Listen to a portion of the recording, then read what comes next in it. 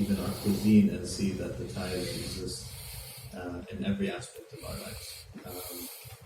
A lot of our traders have had to learn, whether they like it or not, how to speak Indian and communicate in a way that is otherwise impossible to get about their business in a way that makes sense, and that has kept going on to this day. A lot of my friends who would like to make it in the trade industry need to learn the language.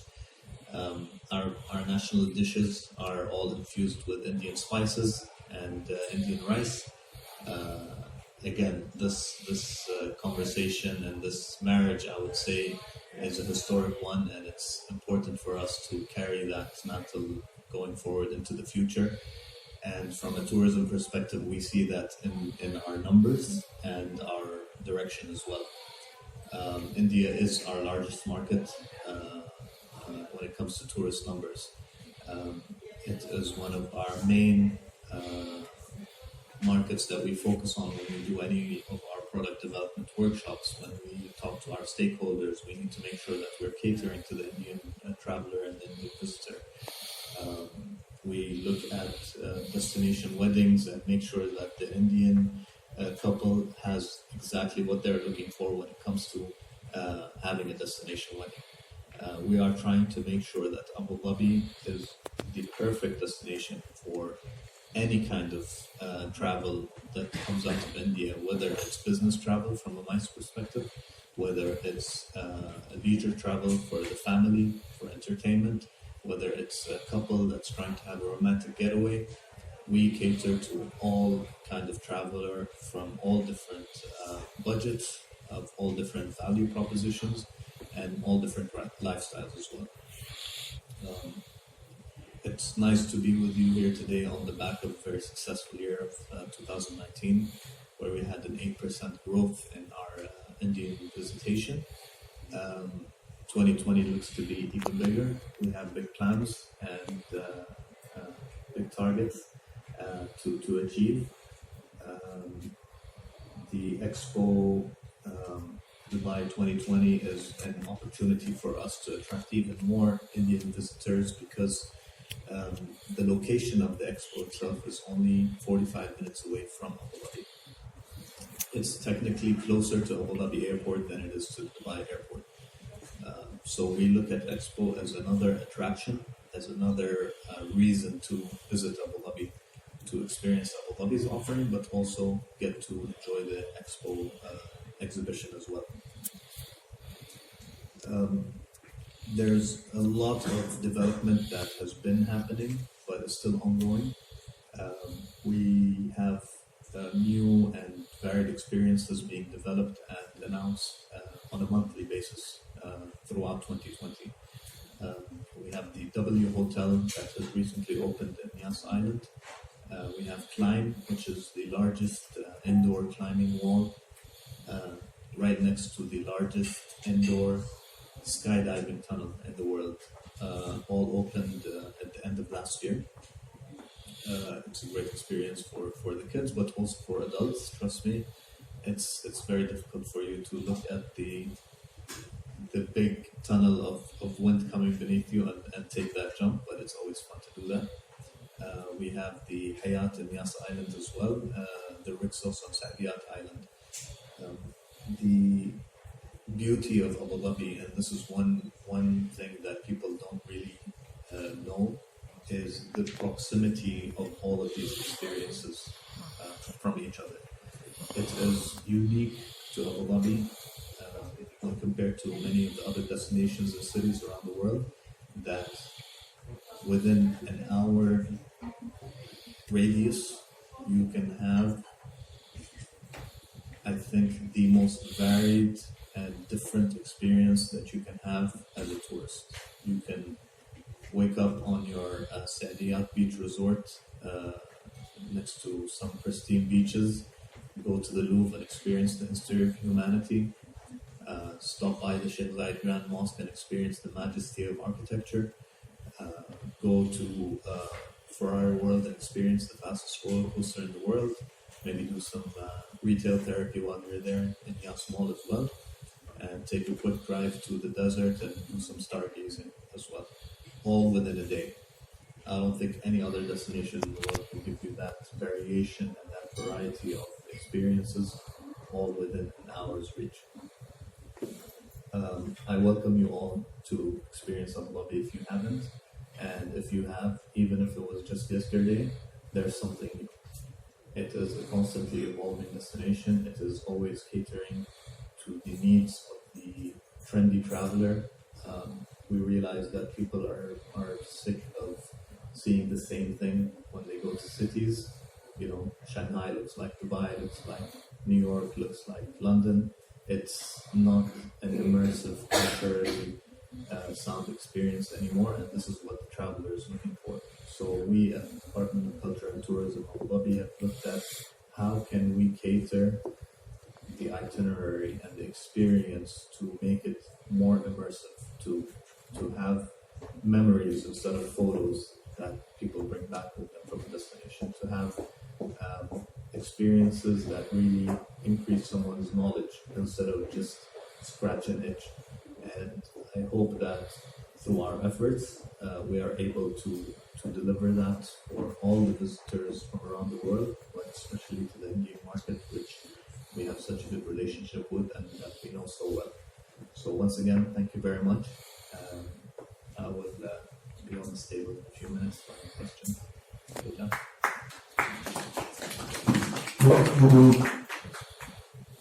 you, Saeed, for the lovely speech.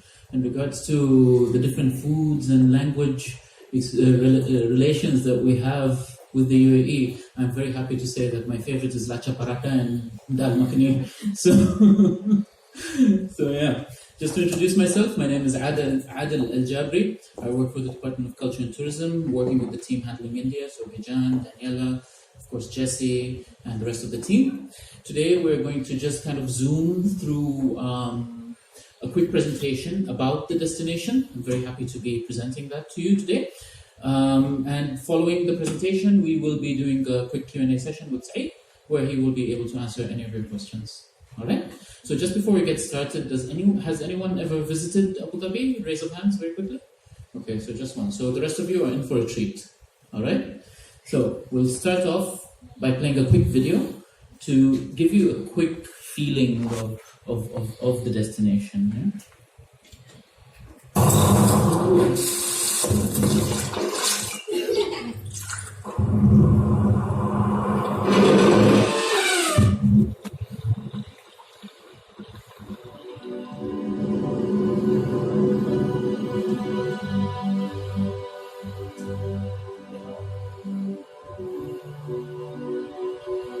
It will start in a world beyond imagination.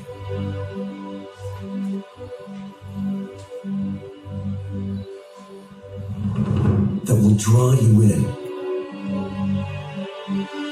with awe and wonder.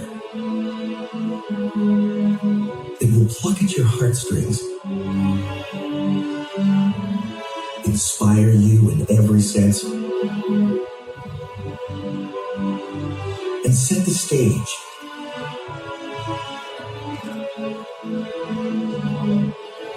for grand adventures.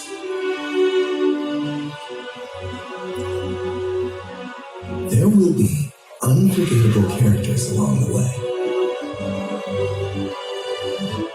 who will show you the most unbelievable places.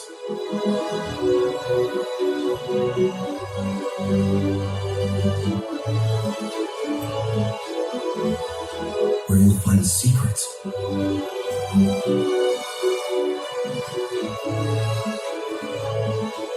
centuries deep, and discover dazzling moments that are unexpectedly golden.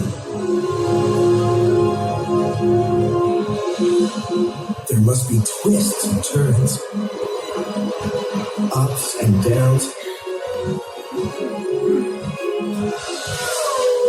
thrills around every corner, and you'll always want to do it one more time.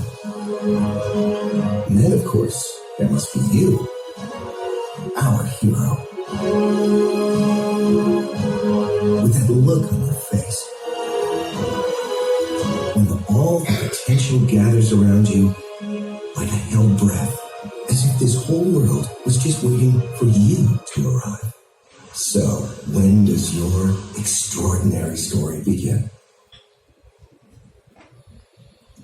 So I hope you like that video as much as we do. Yeah. So just to quickly just get to laser pointer. Okay, so we're going to start off with the geographical positioning of Abu Dhabi. As I'm sure you're all very familiar, Abu Dhabi is the capital of the United Arab Emirates. I'm sure you all know Dubai. Dubai is approximately an hour and a half drive away. Yeah? So if you can see here on the map. Yeah. So for the sake of simplicity, what we're going to do is we're going to divide Abu Dhabi into three main parts, just to keep things simple. Abu Dhabi is huge. It occupies around 80% of the landmass of the United Arab Emirates. So what we're going to be focusing on is Abu Dhabi city. So that's over here. We have Al Ain at the eastern region, which is over here, which is some of the sites of the world, our first World UNESCO Heritage Site and archaeological tourism.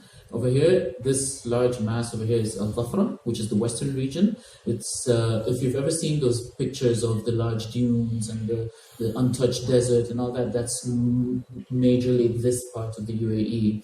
And of course, you also have the desert islands over here. Abu Dhabi has approximately 200 islands that you can visit. One of the most popular ones being Sirbanias Island. So what is the value proposition of Abu Dhabi? Of course, you have your luxury sun, sand and sea proposition, which is very popular with our guests. We have award-winning family entertainment and shopping, world-class tourism infrastructure, heritage riches and modern amenities and compelling year-round events. For the sake of relevance, we've noticed that our Indian travelers, our Indian guests, are more keen on family entertainment and shopping, and we'll be going through some of the attractions and the different things you can do in Abu Dhabi to enjoy that part of the destination. So here in Abu Dhabi city, we're very close to the Sheikh Zayed Grand Mosque. I'm sure you're all very familiar with that.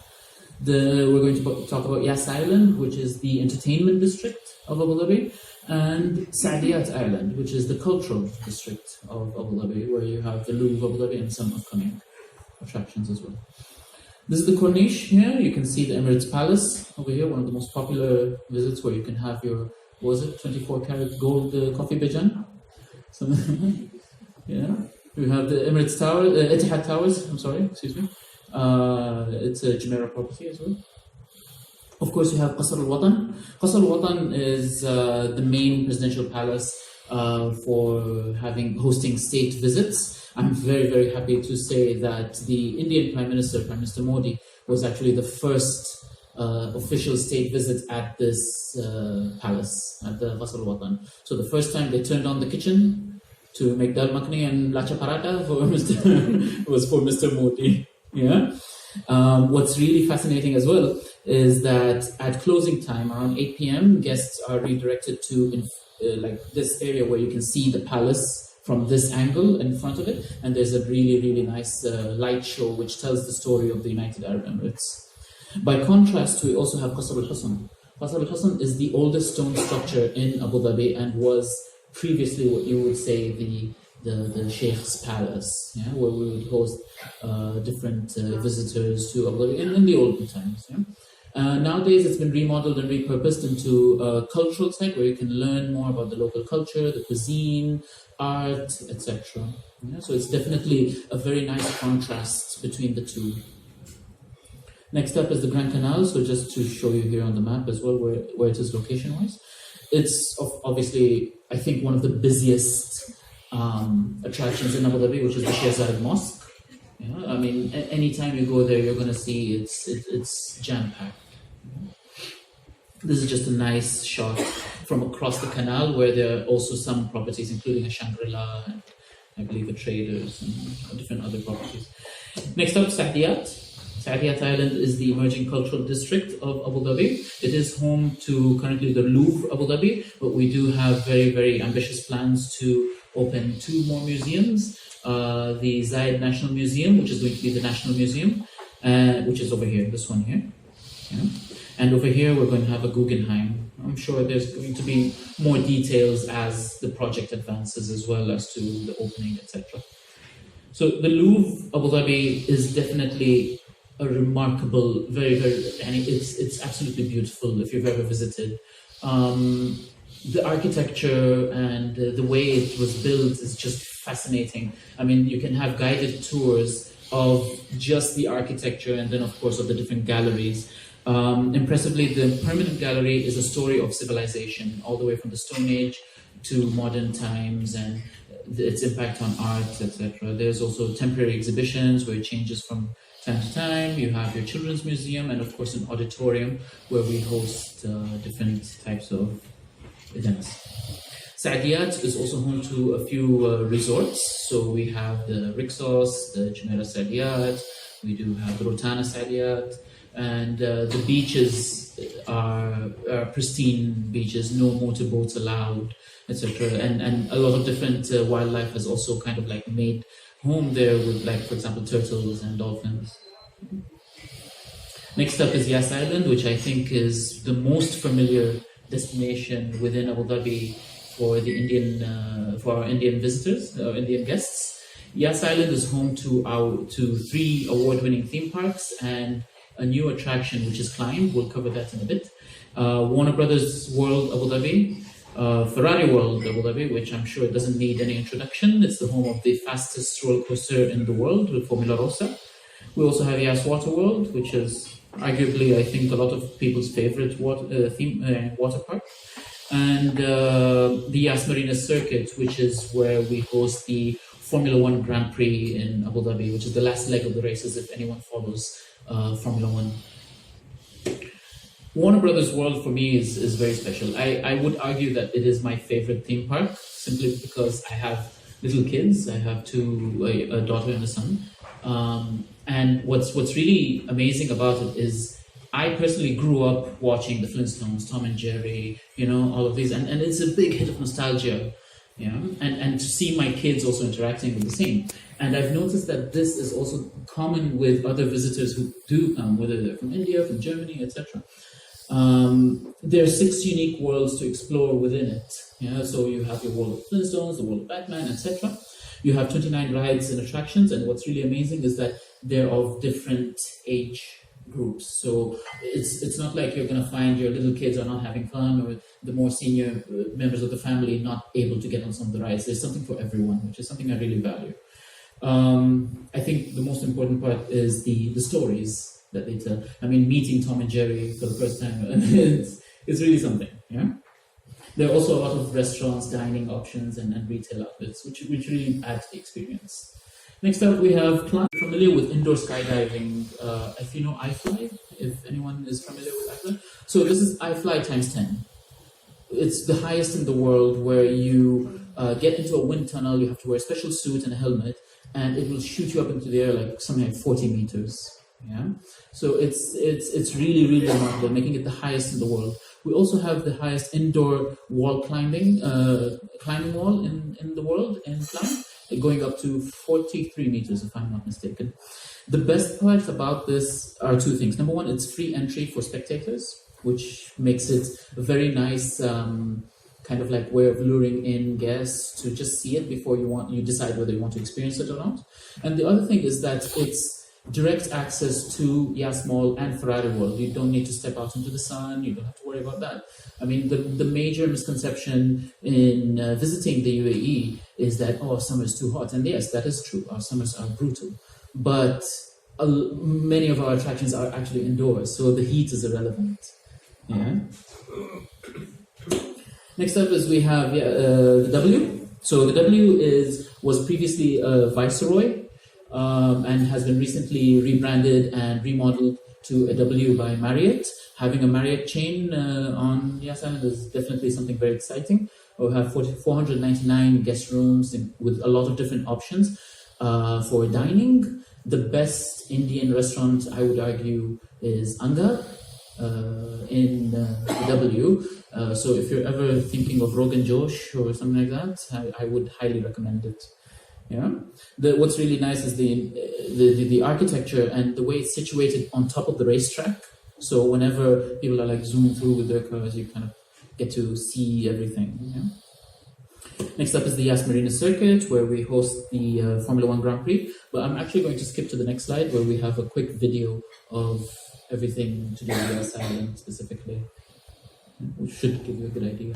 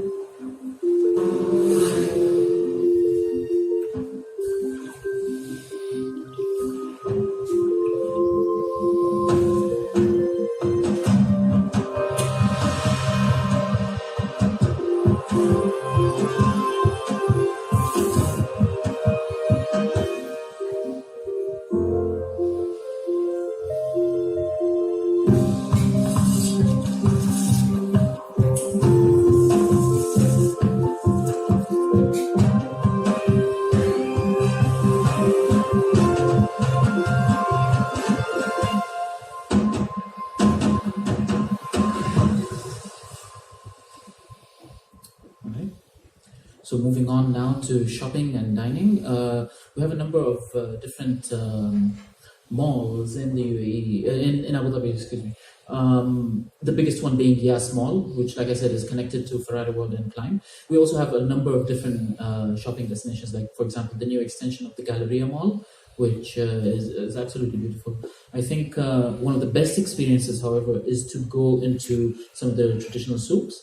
We have seen a number of Indian visitors, our guests. They would love to go to different areas within Abu Dhabi, like Medina Zayed, for example, which is somewhere where even like us as people who live in Abu Dhabi, we normally go there to kind of like barter and bargain for the best price of whatever it is you're looking for, right? Now, what's really amazing about the souk is it is a place where it's bustling, it's busy, it's moving. I mean, if you're looking for something like how can I say, street stalls where you can buy, masala chai and different types of like snacks, etc. It's a really nice experience to have to go to that. Now, number one is one I mentioned, Medina Zaid, but then you also have the other extreme, which is if you're looking at luxury travelers, you have the Central Market in Markaziyya, Abu Dhabi Central Market, which is a modernized souk. Yeah, so they basically took the idea of a souk and really modernized it with beautiful, beautiful architecture and different stores as well. Mm-hmm. Some new hotel openings. We have a Fairmont at the Marina. It's going to be a really, really impressive addition to the destination. We have the W, like we covered, and we have the Hilton Abu Dhabi in Yas Island, which is going to be a resort within Yas Island, making it the first resort on the island with 641 rooms. Next up, I'm really, really excited about this one. It's Jubail Island and Jubail Mangroves Park, where Abu Dhabi is naturally an archipelago of islands. Yeah, it's a lot of cluster. It's a small cluster of a lot of different islands, and in between them you have a lot of natural mangroves where there's a lot of local wildlife and different types of flora and fauna. This experience really, really signifies our efforts towards sustainability, towards ecotourism, about educating people in regards to how important the environment is. And what's really amazing is that this destination, this particular attraction, has been booked out till the end of March or something like that already. Yeah, with different school groups, a lot of different DMCs and tour operators also booking tours there. It's the first of its kind in the region. So the next one is Jebel Hafid Desert Park. Like I mentioned, this is in Al Ain. So Al Ain is where we have a lot of the cultural and heritage experiences in the UAE, like Qasr al-Muwajji and different attractions within it. But the Jebel Hafid Desert Park is the first UNESCO heritage site where you can have a guided tour either by hiking or on a buggy or something like that. You'd be able to tour around the caves and the old tombs and all of that, some dating back to approximately 8,000 years ago. So it's really fascinating. What's more is that you also have the option of camping. Yeah, so you can either come with your own gear or you can go for all out and glam. At the I'm not sure I understand. Abu Dhabi also offers a diverse year-round events calendar. I did mention the Formula One, but we do have a number of other events happening, like the UFC Fight Week, if you're familiar with UFC. We do have the Expo 2020, like we mentioned before. We have the World Tennis Championship. We have the food festivals and a lot of different events across different sectors, so from art, race sports, etc. If you want more information, you can always visit Abu Dhabi calendar. You can go to our website and get a link to Abu Dhabi calendar, and you would have a full calendar of events for the rest of the year. So just wrapping up now, just some key last selling points is Abu Dhabi is a destination with year-round sunshine. Yes, the summers are hot, but like I said, a lot of our attractions are indoors. So it really makes it irrelevant. It has a diverse offering of beach and sun, culture and heritage, family entertainment and shopping, etc. It has affordable luxury, which is something that we're very particular about, because a lot of our guests tend to have this impression that maybe this is too expensive, whereas this is not the case. Yes, if you want to go all out, there are the options, but there are also what we like to call affordable luxury. Award-winning theme parks and attractions, like I mentioned, we went through the different theme parks. So family entertainment, big plus there.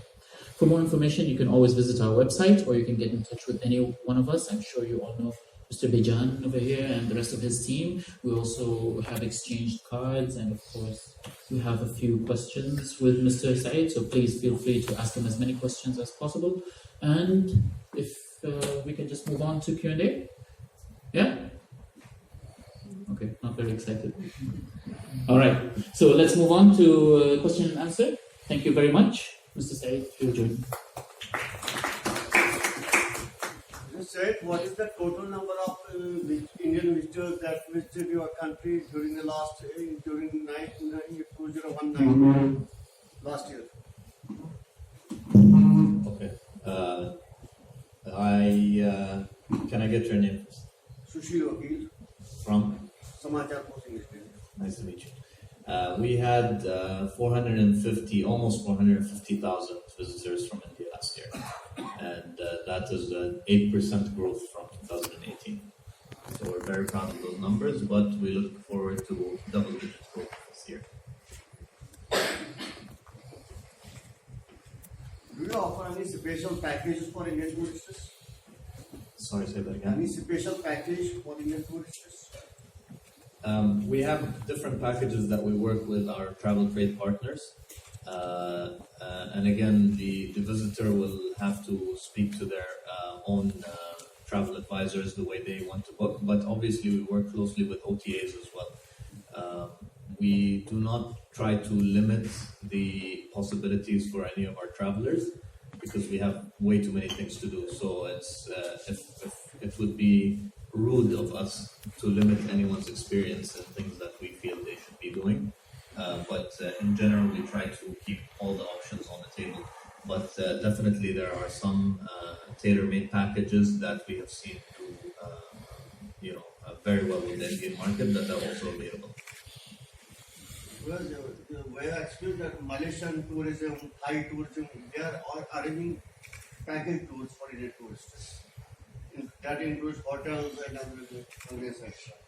Yes, those are all available as well. There are certain packages that are preset, again with our tour operators or through OTAs, but it's not one of the main directions that we're taking as a tourism board.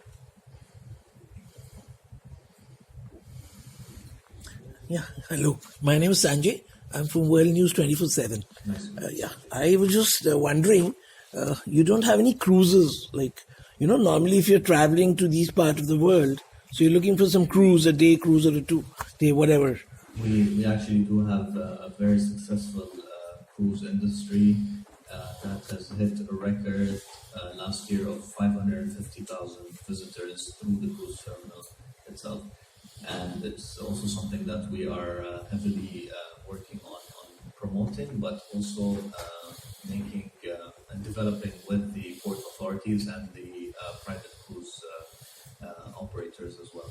So expect more on the cruise front, but we already have good numbers coming in from. All right. Means if somebody's, say, going to Abu Dhabi, then can he take an independent cruise?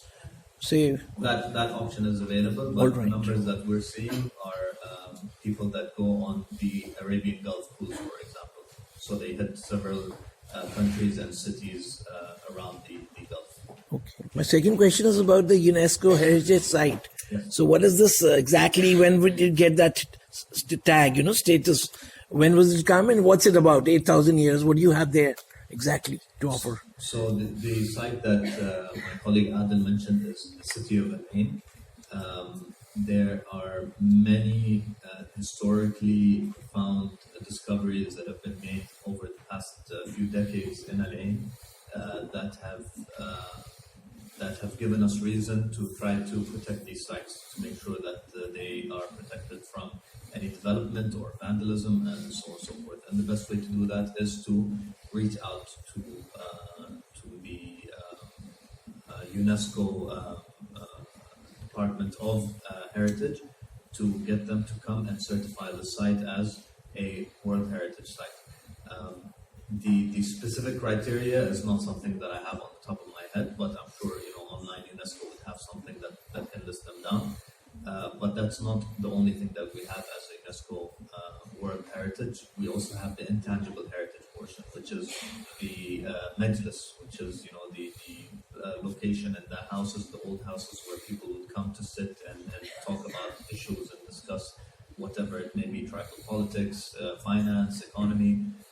And we have the Arabic Qahwa, which is also on our intangible heritage list, amongst other things as well. The specific criteria is, I'm not sure, but there is a whole team from UNESCO that comes and they have a whole list that they need to go through to make sure that everything is up to their standard as well. So Banias Island wasn't mentioned here that it has a 1,300-year-old church on this island. So that's always a piece of information that people find strange, that Abu Dhabi has a church that is 1,300 years old, but that just talks about the history that is untalked of. People think about Abu Dhabi as being 45 years old, but technically speaking, there were still people living there before the UAE being formed as a country, and that history is always brushed aside. But we have thousands and thousands of years of history and human occupation of this fine land. So this is where the UNESCO has to come in and look at the findings that we have, the different archaeological sites, and they go ahead with their criteria selection. Another question, yeah. So go ahead. Hi, I'm Gaura from Travel Span, and nice to meet you. My question to you is that during Expo 2020, what is the tourism doing something special, some special packages or special promotion that is coming up for the visitors of 2020? Yeah, Expo 2020. Thank you for the question. We're actually working very closely with the Expo team to make sure that people who would like to visit the Expo have the opportunity to purchase a package, including a hotel in Abu Dhabi, possibly another attraction, maybe the ticket to the Louvre, along with their ticket to the Expo site. That is still in process because we still have 6 months, I think, before the Expo. So we're just working on the technicalities of integrating the packages together with an Expo ticket, but that will be an option that's available for visitors that want to experience the Expo, but also want to have a package that gives them the options and flexibility of hotel choice and other attractions as well. Yes, sir. Yes. From which country most of the tourists arrive? India. India, from? Of course. Is there any increase since the visit of Mr. Modi after the visit? I don't think we have those numbers specifically between the period before and then after. So I can't really say for sure 100%. But logically speaking, any coverage, regardless of what the reason was, whether it's leadership visiting or our leadership visiting India, any exposure and awareness of the destination usually ends up with increased visitation. Sometimes it's directly linked, so there could be negotiations about something or projects that happen, so delegations would be sent back and forth. But usually the awareness portion alone is like, oh, you know what, Modi was in Abu Dhabi, what's Abu Dhabi about? They do some research, they end up booking. So I can't give you the scientific answer of what that number is, but I'm sure there was, for sure. I'm Devani from CNBC. I'm asking my question is related to export. So what is your expectation in terms of increasing business opportunity from the export? So we anticipate that there will be an automatic surge in numbers based on the projections that the expo team themselves have prepared. Usually people that, even if it's not coming through Abu Dhabi, even if it's people that are visiting Dubai, they usually end up coming to Abu Dhabi and visiting Abu Dhabi, whether it's an attraction or they see a nice hotel they want to stay in at least. Our numbers with Dubai are interlinked. So there's an increase on their side, there usually is an increase on How our much side. increase are you expecting? Again, I can't really say because if there is a certain percentage that is the usual visitation, that will definitely change during Expo, and we can't really tell for sure. The proximity of the site means that there should be an increase to the increase as well. So not only will there be more people visiting the UAE, I think a bigger percentage of those people will be visiting Abu Dhabi naturally just because of the proximity. So again, it's very difficult to pin a specific number of the increase down, but we anticipate a good number of visitors to come to Abu Dhabi as well. I'm Malika. I'm an independent travel journalist. I've always looked upon Abu Dhabi and Dubai and Sharjah for their tourist destinations associated with glamour, glitz, fashion, shopping. But suppose I'm not interested in any of these categories and I'm more into culture, heritage, history, and say I want to travel to some traditional markets or places which can take me back to that one era. Yeah. What all is in offer for cultural tourists like me, except besides that heritage destination that UNESCO wanted. So What is in offer for a tourist like me? yes, you are one of many tourists that are now looking for more immersive experiences, more culturally grounded experiences. They don't want to just see nice buildings. They want to actually take something back with them, whether it's an educational piece or a nice memory or a nice experience. And we are fully aware of this trend, and we are also preparing and developing certain itineraries that will make sure that people have this option. So some people don't. Some people just want to go see the nice building and go shopping and go home. But some people, more and more, so including myself, want to leave with something.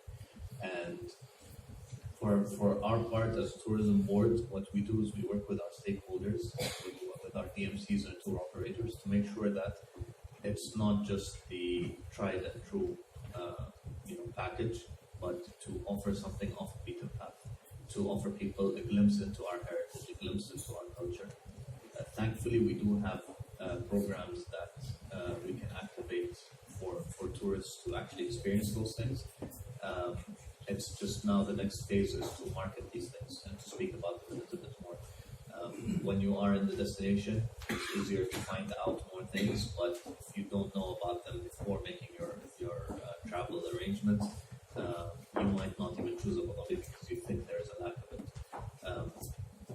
Trust me, we have a lot of culture, we have a lot of heritage and tradition that we want to share with the world, but the first phase was to prepare the experience of it. It can't just be, okay, there is something there, but I don't know how to get to it. How do I book it? Is it available? So we wanted to first prepare the foundation and the groundwork and the ecosystem, including the infrastructure and logistics. And the next phase, which we're in right now, is to actually promote it and talk about it more, so people are more aware that we have these offerings, and I can tell you we do. Is the country ready for solo women travelers? It's been ready. Abu Dhabi is the safest city in the world, so if you're so Welcome solo women. of course, the best example is I can comfortably sleep at night with my door unlocked in the house. I can pass by a Rolls Royce with the key in the ignition and no one around. You can leave your Chanel purse on the table in the restaurant and go for 2 hours and come back and it'll still be there. That gives you a glimpse about the safety element. But I've had women who were, especially European and American women, who were not used to being able to walk around at night and go anywhere and get lost and not have to fear for their lives or something else. We are, thankfully, have been ready for female solo travelers, but more and more now we want to cater to that segment as well from an experience point of view. Safety is not an issue. Now, what can we do? So, girls' trips make sense. There's a lot to do together. What is there to do as a solo female traveler is something that we're actively working on as well. Excuse me, I have a question. Good afternoon, sir. I'm Reena from Travel News. Good afternoon. I actually want to ask you about the affordability of the place. You mentioned that it's pretty, affordable for travelers Yes. to explore the place. Could you please highlight the fact as to this being a very luxury destination? Is it actually affordable for people who are on a budget kind of travel plan? Yes, so we have many budget offerings to begin with, but there's also a misconception about the luxury. It's actually affordable luxury. And I say this from my own experience as well. You can stay in a 5-star top of the top luxury resort in Abu Dhabi for less than what you would pay for a 3 to 4-star resort in London, for example. From a value proposition, you can't get any better than Abu Dhabi. It's just that people see the images of the lobbies and the hotels that we have and they say this must be expensive. There's no way I can afford this. But the reality is if you just go on booking.com and compare Abu Dhabi with Dubai, with London, with Paris, with any of these, with New York, for example, you will see that the value that you're getting is much, much better. It's a much better value proposition than any of these other cities. So that's from a 5-star perspective. But we do have 4-star, 3-star, and even 2-star options in Abu Dhabi for the budget travelers as well. All right. Actually, I want to ask you about the exploring bits. Like if you would want to travel, explore the place. What do you put it? So the best way to discover Abu Dhabi if you're traveling is to rent a car. Again, car rentals, if you compare them to other places in the world, are pretty decent. It's not exorbitant unless you want it to be, because you could rent a Lamborghini if you have deep pockets. But obviously, not all of us can afford that, and I can vouch for a lot of my guests that do come and rent, and to them it's very reasonable and very affordable to rent a car, stay in a nice 3-star hotel in Abu Dhabi and enjoy and save money so that they can actually spend it on experiences instead of accommodation. How much does a student traveler, when you're talking about budget travelers? So let's come down. If it's students, you're talking about camping, and you cannot compare London with Abu Dhabi, Yes. So London, if I'm comparing Paris, Yes. so we can't compare. So now if you could tell us, for a student traveler, if he's going for a camp, 7 days, the 7 of them, so how much they'll be paying through the nose means how many, you put it in your currency or whatever. The food, the stay, the travel, and For students, you're talking about a group of 7 students, like say, I'm not saying per head, let's mix it, I've been a student before. I've been Yes. broke as well. So can we travel as a student? I can't really say because I've never thought about it from that angle. You can just share then how much does it take for a night to stay in a hotel? Okay, you can get a decent hotel, I would say, and not go below 100 dirhams a night. For food and beverage, you can do with 20 to 30 dirhams a night, so that's 130. Let's say transportation going back and forth, if you're taking bus, let's say 150 dirhams per day for everything. For everything. How much is it in terms of dollar? Huh? How much it is in terms of dollar? Dollars, I would say that is about $50. $50. Less than $40. For the 7 or for one? For the group of 7 or for just one? One person. One person.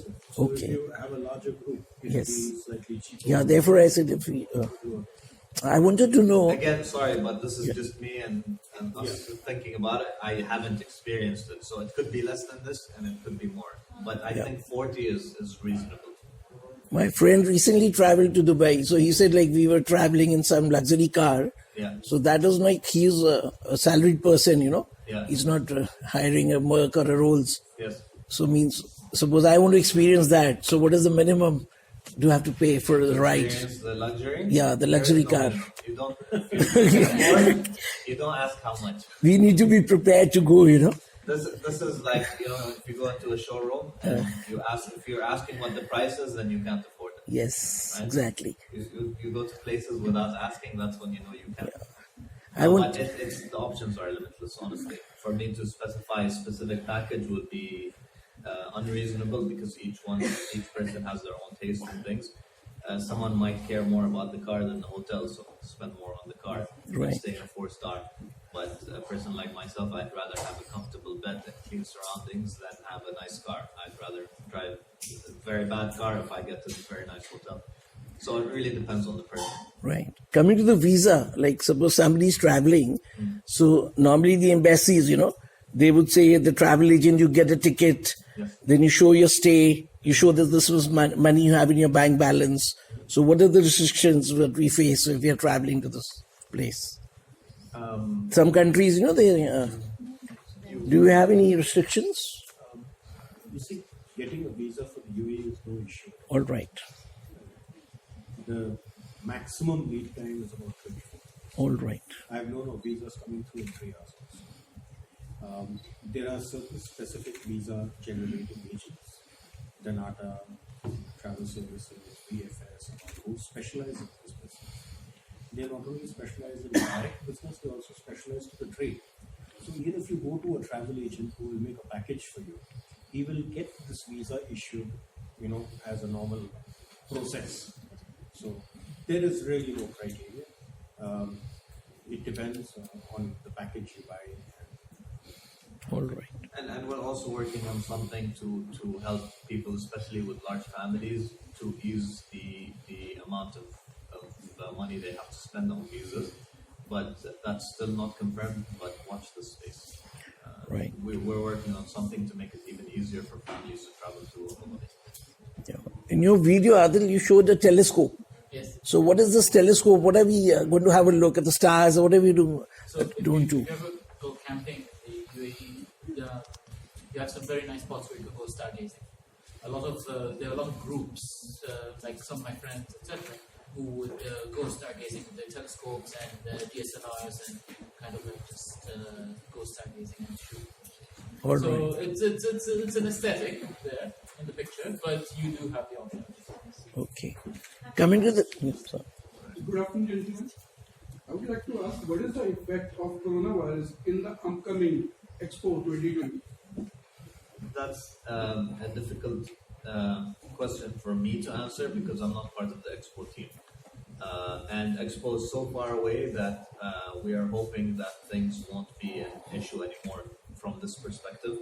For us in Abu Dhabi, in the current period of time, we're taking the government's lead and the Department of Health and the Ministry of Health in monitoring the situation. But for us, it's business as usual. We have a varied list of target markets that we work in, including the West, America, Europe, UK, Germany, India, and the GCC itself. So for us, it's about how to go about our business as usual, and we leave these decisions to the Ministry of Health to monitor the situation and advise us what to do. But for Expo specifically, I think we're all hoping that by the time Expo is there, this is no longer an issue. Can we have a last question, please? Hi, I'm Moindrila. I'm the editor-in-chief for Travel and Leisure India, South Asia. So obviously, destination weddings wedding itself is, I think, one of our biggest segment in India, and it's the only one probably which is recession-proof as well, as far as the Indian market is concerned. I just wanted to understand from the tourism perspective, especially from the perspective of the Abu Dhabi Tourism Board. Is there anything specific? Because I do understand that there's a lot of outbound travel that happens around weddings and destination weddings, also honeymoons for that matter. What segment of tourists or travelers do you find in that specific category? And is there anything specific that the tourism board is doing to sort of promote that? Because obviously there are a lot of properties in Abu Dhabi. Emirates Palace, for instance, is iconic when it comes to a destination wedding. A big fat Indian wedding is concerned. Is there anything specific that the tourism board is doing to promote that? What are the figures there? Yes, so from figures perspective, we've had 7 destination weddings last year, and we had 4 just in the first month of this year. So it's a trend that's increasing, and we're focusing more heavily on. We do have a celebrity destination wedding happening next month, and I can't say who, but you should be hearing about it soon. From the perspective of infrastructure, ecosystem, offering, venues, you name it, we are more than ready and more than capable. And then comes the logistical part and the wedding planning and the catering and all of these. And this has nothing to do with outsiders. We have very, very extremely large fancy weddings ourselves. So from a business point of view, the businesses are already set up to take care of large weddings. We have weddings that go from 600 to 1,000, 2,500 people sometimes. I've seen a wedding being prepared that was too big for any of the ballrooms, so they had to move it to a convention center. So they took an exhibition hall and revamped it and created this lovely, different experiential thing that I've never seen before for a wedding.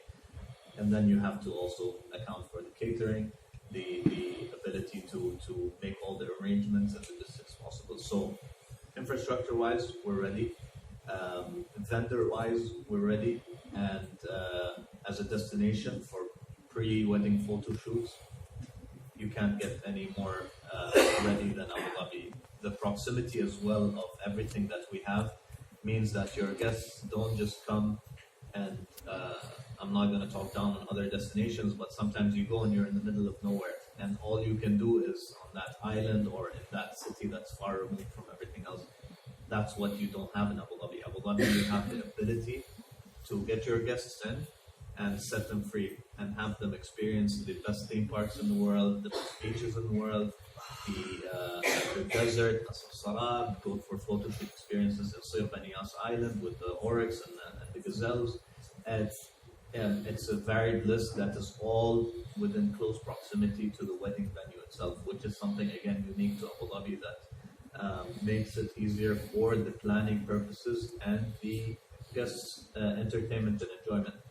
I've been invited to weddings where it's in the middle of nowhere and I'm just sitting there bored, waiting for the reception. Okay, we had fun, and then the reception is over, and then we're back to being bored until the wedding itself. It's a nicer and more pleasant experience for everyone involved, whether it's from the venues, and Emirates Palace is just one of many, trust me, many venues that are more than ready and capable of hosting the dream wedding for anyone. Plus, like I said, the vendors are capable. The cuisine is not specific to any nation or taste. It's what do you want? Where are your guests coming from? We can cater to everything that